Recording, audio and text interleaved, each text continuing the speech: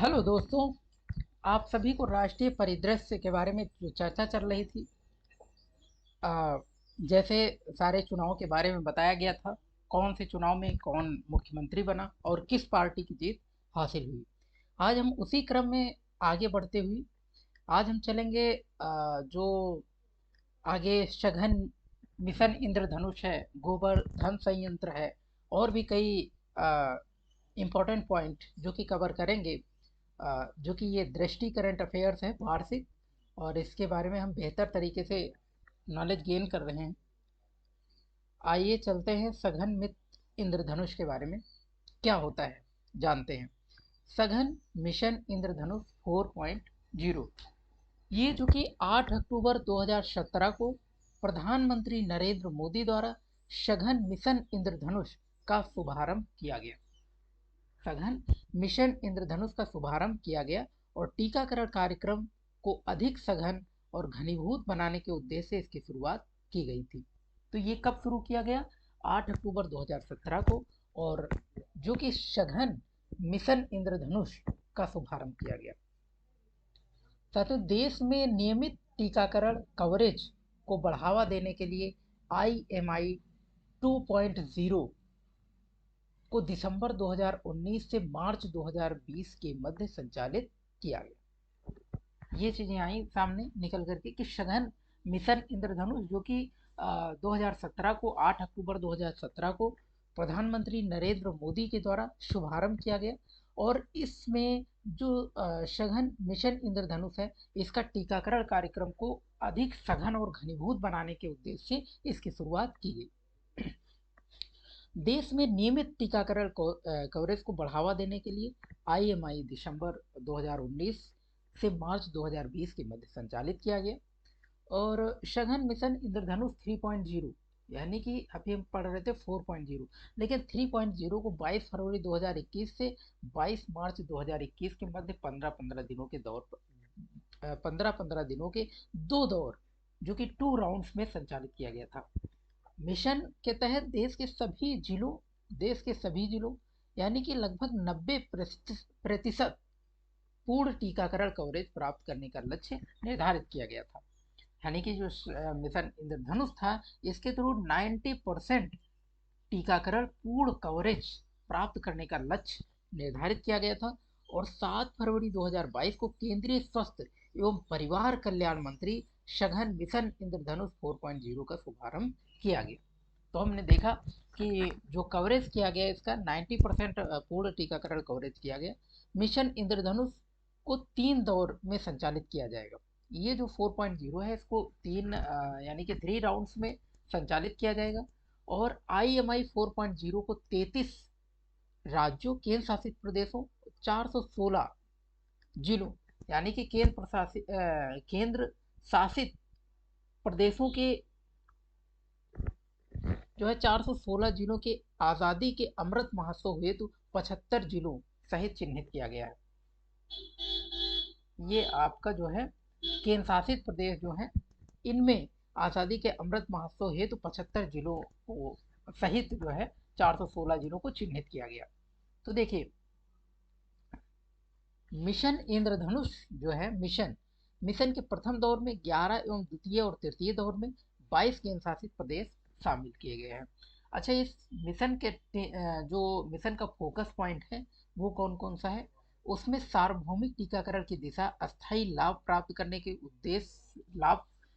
करने का योगदान देना, और कोविड-19 महामारी के चलते नियमित टीकाकरण की धीमी पड़ी हुई गति को तेजी लाना। ये 2 कारण थे। एक तो सार्वभौमिक टीकाकरण की दिशा में अस्थायी लाभ प्राप्त करने का योगदान देना, और दूसरा कि कोविड-19 की महामारी के चलते नियमित टीकाकरण की धीमी पड़ी जो गति है उसको तेजी लाना। ये सारी चीज़ें जो है मिशन इंद्रधनुष, सघन मिशन इंद्रधनुष 4.0 के अंतर्गत ये सारी चीज़ें थी, मिशन इंद्रधनुष 4।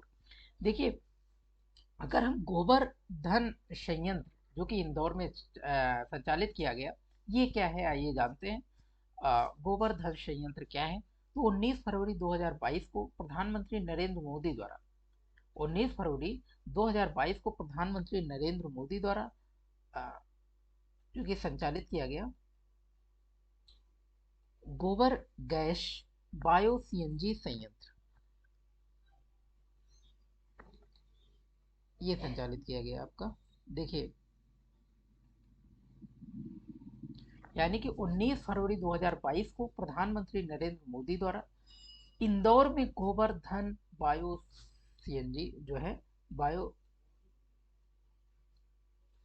सीएनजी संयंत्र का उद्घाटन किया गया। ये सारी चीजें हमने देखी।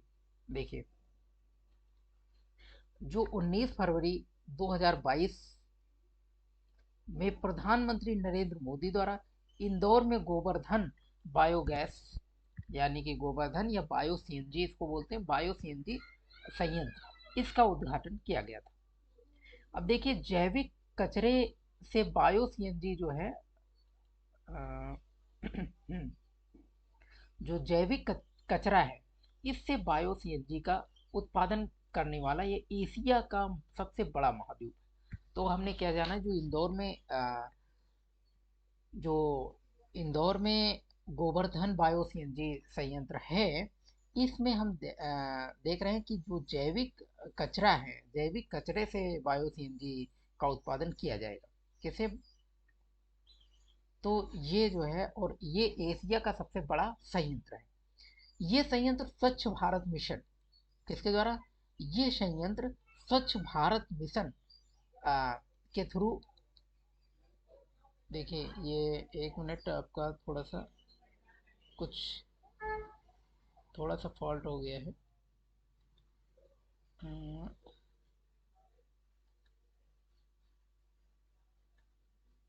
हाँ, तो ये जो है ये संयंत्र स्वच्छ भारत मिशन 2.0 के तहत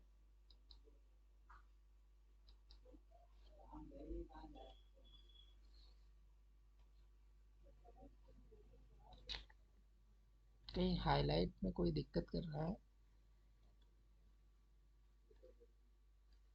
थोड़ा सा देखते हैं। हाँ, चलिए ऐसे ही समझ लेते हैं। हाँ, तो बात कर रहे थे जो गोवर्धन संयंत्र है ये इंदौर में, इसको प्रधानमंत्री नरेंद्र मोदी द्वारा इंदौर में गोवर्धन बायो सीएनजी संयंत्र का उद्घाटन किया गया और जैविक कचरे से बायो सीएनजी का उत्पादन किया जाता है और ये एशिया का सबसे बड़ा संयंत्र है। स्वच्छ भारत मिशन शहरी 2.0 के तहत कचरा मुक्त शहर का निर्माण किया गया और ये संयंत्र सार्वजनिक निजी भागीदारी यानी कि ट्रिपल पी पर आधारित है। तो ये संयंत्र किस पर आधारित है? सार्वजनिक निजी भागीदारी, इसको ट्रिपल पी बोलते हैं। इसी पर आधारित है और इस परियोजना को लागू करने के लिए एक विशेष परियोजन जो कि स्पेशल पर्पस व्हीकल्स एसपीएन के रूप में Indore clean energy private limited को स्थापित किया गया। तो इंदौर में इसे स्थापित किया गया और स्पेशल जो है प्रयोजन के थ्रू, स्पेशल पर्पस व्हीकल्स के through Indore clean energy private limited को स्थापित किया गया। अच्छा, ये संयंत्र प्रतिदिन जो है 550 टन गीले जैविक कचरे को उपचारित करता है, यानी कि इससे जो है प्रतिदिन बायो सीएनजी बनाता है।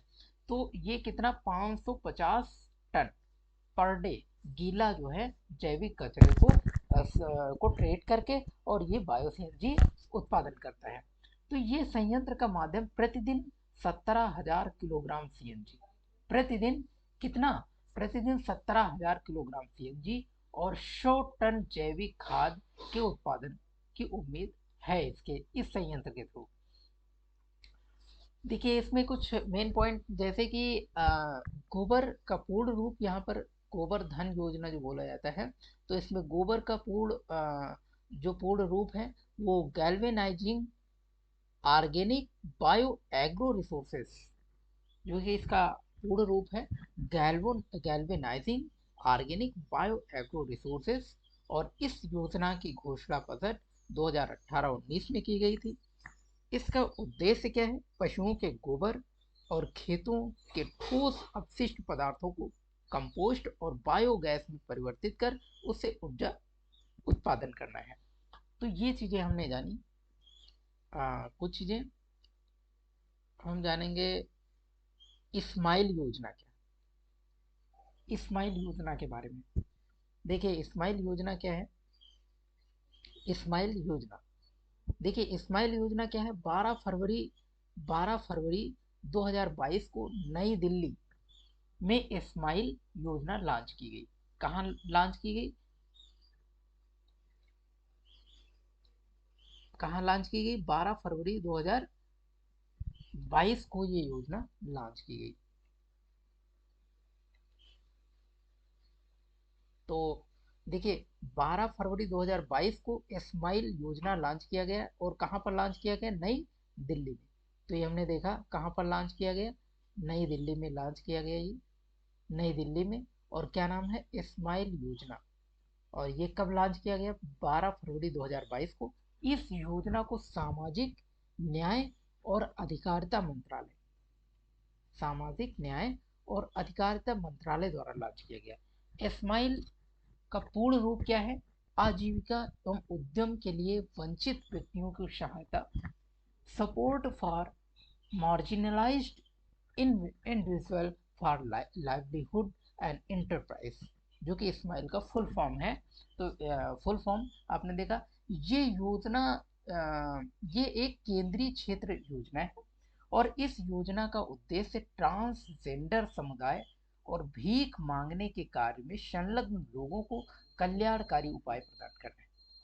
तो इस योजना के थ्रू, ये जो इस्माइल योजना है, इस योजना के थ्रू इसका उद्देश्य क्या है कि जो ट्रांसजेंडर समुदाय है, जो हमारा एक ट्रांसजेंडर समुदाय है, जो और भीख मांगने के लिए जो लोग आते हैं, उन भीख मांगने से जुड़े हुए जो लोग हैं, वो उनके लिए कोई कल्याणकारी उपाय प्रदान करना जो है इस योजना का मुख्य उद्देश्य है।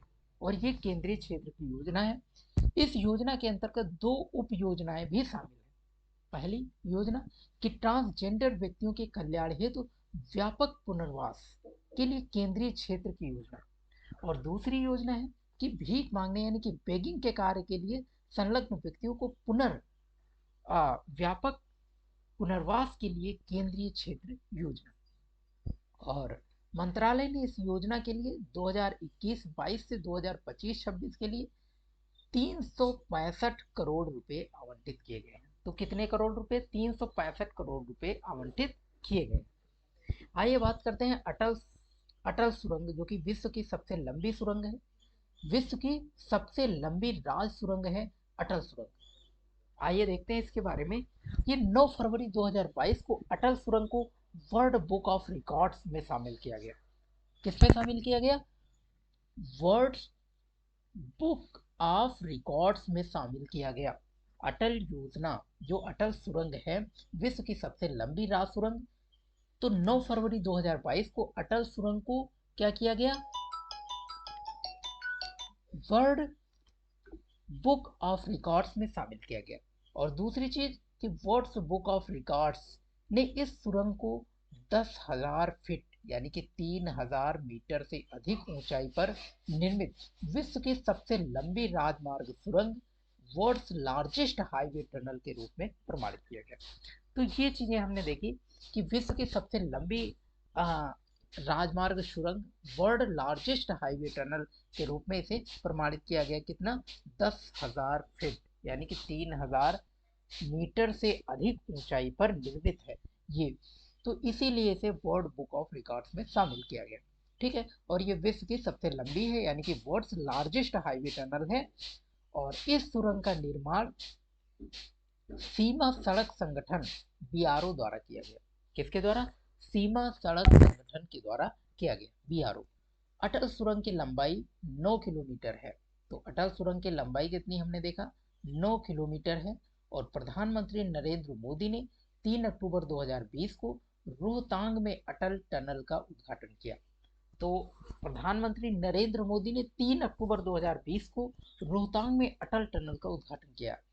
अटल टनल हिमालय की पीर पंजाल श्रृंखला में अवस्थित रोहतांग दर्रे से गुजरती है। अटल टनल टनल कहाँ से गुजरती है? तो हिमालय की जो पीर पंजाल आप देख रहे हैं, हिमालय की पीर पंजाल श्रृंखला वहां से लेकर के रोहतांग दर्रे से गुजरती है, और ये पूरे वर्ष हिमाचल प्रदेश के मनाली को लाहौल स्पीति घाटी से जोड़कर रखती है। तो आप देख रहे हैं कि ये कितनी लंबाई, आपने देखा कि लगभग 9 किलोमीटर, यानी कि अटल सुरंग की जो लंबाई है वो 9 किलोमीटर है। विश्व की सबसे लंबी है, विश्व की सबसे ऊंची है। और इसे जो है ये पंजाल श्रृंखला में अवस्थित है, जहाँ पर रोहतांग दर्रे से गुजरती है। और दूसरा आपने देखा कि इसके हिमाचल प्रदेश के को लाहौल स्पीति घाटी से मनाली को लाहौल स्पीति घाटी से जोड़ कर रखती है, और जो कि पहले बर्फबारी की वजह से 6 महीने तक अलग थलग रहती थी। लेकिन अब जो है ये, तो और ये हमने देखा कि अटल टनल की ऊंचाई कितनी है, 10,000 फीट। 10,000 फीट कह सकते हैं, या 3,000 मीटर की अधिक ऊंचाई पर ये स्थित है, और इसको वर्ल्ड बुक ऑफ रिकॉर्ड्स में शामिल किया गया है। और ये विश्व की पहली टनल है जिसे 4G कनेक्टिविटी मुहैया कराई गई है। इस सुरंग के सामरिक तौर पर काफी अहम है, क्योंकि ये इसके परिचालन में सड़क मार्ग से मनाली एवं लेह लद्दाख के बीच की दूरी 46 किलोमीटर की कमी आई है। तो लगभग इतनी दूरी, यानी कि 46 किलोमीटर दूरी का अंतर पड़ा है, 46 किलोमीटर दूरी की कमी आई है इस टनल के वजह से। इस टनल के न होने से जो मनाली से लद्दाख के तक की दूरी थी वो 46 किलोमीटर ज़्यादा थी, लेकिन इस टनल की वजह से 46 किलोमीटर कम हो गई। तो ये आपने देखा कि अटल टनल के बारे में आपने पढ़ा स्माइल योजना। आइए चलते हैं स्टैचू ऑफ इक्वेलिटी के रूप देखते हैं, स्टैचू ऑफ इक्वेलिटी। तो देखिए ये क्या है। देखिए 5 फरवरी 2022 को प्रधानमंत्री नरेंद्र मोदी ने स्टैचू ऑफ इक्वालिटी को राष्ट्र को समर्पित किया। तो जो स्टैचू ऑफ इक्वालिटी थी, इसको जो है नरेंद्र मोदी ने 5 फरवरी 2022 को इसे राष्ट्र को समर्पित किया। और ये 11वीं सदी के महान दार्शनिक, चिंतक एवं भक्ति संत कौन, श्री रामानुजम की प्रतिमा है। तो स्टैचू ऑफ इक्वालिटी जो है वो किसकी प्रतिमा है, 11वीं सदी के महान दार्शनिक, चिंतक, भक्ति संत श्री रामानुजाचार्य की प्रतिमा है। और ये प्रतिमा शमशाबाद, यानी कि हैदराबाद तेलंगाना में स्थित, जो कि हैदराबाद तेलंगाना में शमशाबाद स्थित त्रिदंडी चिन्ना जियर स्वामी आश्रम में स्थापित की गई है। तो किस आश्रम में स्थापित की गई है, त्रिदंडी चिन्ना जियर स्वामी आश्रम में स्थापित की गई है। उल्लेखनीय है इस प्रतिमा का उद्घाटन 13 दिवसीय रामानुजम श्री रामानुज सहस्त्राब्दी समारोह के दौरान किया गया। और ये समारोह को श्री रामानुजाचार्य 1000वीं जयंती के उपलक्ष्य में आयोजित किए गए कार्यक्रम का हिस्सा था। तो स्टैच्यू ऑफ इक्वालिटी हिंदी में समता मूर्ति का नाम दिया गया है। किस मूर्ति का, हिंदी में समता मूर्ति का नाम दिया गया है स्टैचू ऑफ इक्वालिटी को। और ये प्रतिमा 216 फीट, कितनी है, 216 फीट, कितनी है ये, 216 फीट है। तो ये प्रतिमा है 216 फीट। देखिए ये प्रतिमा कितनी है, 216 फीट है। और ये प्रतिमा 54 फीट ऊंचे आधार भवन पर स्थापित की गई है, और जिसे भद्र वेदी के नाम दिया गया है। तो ये इसका जो आधार भवन है स्थापित करने का वो 54 फीट ऊंचा है, जिस पर 216 फीट ऊंची मूर्ति रखी गई है, जिसे स्टैचू ऑफ इक्वालिटी और हिंदी में समता मूर्ति भी कहते हैं। और इसे जो आधार भवन है उस जिस पर स्थापित की गई है उसका नाम है भद्र वेदी। उसका नाम क्या है, भद्र वेदी। और इस प्रतिमा की जो परिकल्पना है वो श्री रामानुजाचार्य के जो आश्रम के श्री जिन्ना चियर स्वामी, कौन, श्री जिन्ना चियर स्वामी ने करी थी। तो इस जो प्रतिमा है इसको श्री जिन्ना जियर स्वामी ने इस प्रतिमा का की परिकल्पना करी थी, जो आज लगी हुई है स्टैचू ऑफ इक्वालिटी के नाम से। और ये प्रतिमा पंचलोह यानी कि 5 धातुओं से मिलकर के बनी हुई है। इसको पंचधातु भी बोलते हैं। पंचलोह प्रतिमा से बनी हुई है, जिसमें 5 धातुएं हैं: सोना, चांदी, तांबा, पीतल और जस्ता। इन धातुओं से मिलकर के ये प्रतिमा बनी है। और स्टेचू ऑफ इक्वलिटी के चारों ओर 108 देशम का निर्माण किया गया है, यानी कि नक्काशीदार मंदिरों का निर्माण किया गया है। तो ये चीजें आपने देखी। चीन में एरोशियन कारपोरेशन ने 1600 टुकड़ों में स्टैचू ऑफ इक्वालिटी का निर्माण किया। तो ये कहा, चीन स्थित एरोशियन कारपोरेशन में इसका निर्माण हुआ, जो कि 1600 टुकड़ों में स्टैचू ऑफ इक्वालिटी का निर्माण किया गया। और फिर 1600 टुकड़ों में निर्माण कर इसे भारत भेजा गया। भारत में इन टुकड़ों को असेंबल किया गया और पूरी प्रतिमा तैयार की गई। तो आप शायद जानकर काफी आश्चर्य होगा कि इसे जो है भारत में ना बना करके इसे चीन में निर्माण किया गया। इसको 1600 टुकड़ों में निर्माण किया गया। और निर्माण करने के बाद, और इसे निर्माण किसने किया? एरोशन कारपोरेशन ने, जो कि 1600 टुकड़ों में निर्माण किया गया और फिर इसे भारत भेजा गया। भारत में इन टुकड़ों को असेंबल करके पूरी प्रतिमा का निर्माण किया गया। स्टैचू ऑफ इक्वलिटी बैठी हुई मुद्रा या विश्व की सबसे ऊंची प्रतिमा, वर्ल्ड्स सेकेंड लार्जेस्ट, यानी कि दूसरी सबसे ऊंची प्रतिमा। क्योंकि हम जानते हैं कि जो पहली सबसे ऊंची प्रतिमा है सरदार वल्लभ भाई पटेल की, और ये जो कि विश्व की दूसरी सबसे ऊंची प्रतिमा है, world second tallest statue, Thailand स्थित ग्रेट बुद्धा, जो कि विश्व की सबसे ऊंची बैठी प्रतिमा है। अच्छा, इनकी प्रतिमा के बारे में अगर देखें, थाईलैंड में जो ग्रेट बुद्धा की प्रतिमा है, वो बैठी हुई मुद्रा में विश्व की सबसे ऊंची प्रतिमा माना जाता है। उनकी प्रतिमा को माना जाता है। और फिर ये दूसरी प्रतिमा ये मानी जाती है, विश्व की अगर बात करें तो विश्व की सबसे ऊंची प्रतिमा है ये, जो कि स्टैचू ऑफ इक्वलिटी। और इस प्रतिमा की ऊंचाई 302 फीट है। स्टैचू ऑफ बिलीफ, जो कि कहाँ है? स्टैचू ऑफ बिलीफ का अगर नाम ले तो स्टैचू ऑफ बिलीफ वर्तमान में राजस्थान के नाथ द्वारा भगवान शिव की 351 फीट ऊंची प्रतिमा का निर्माण किया जा रहा है।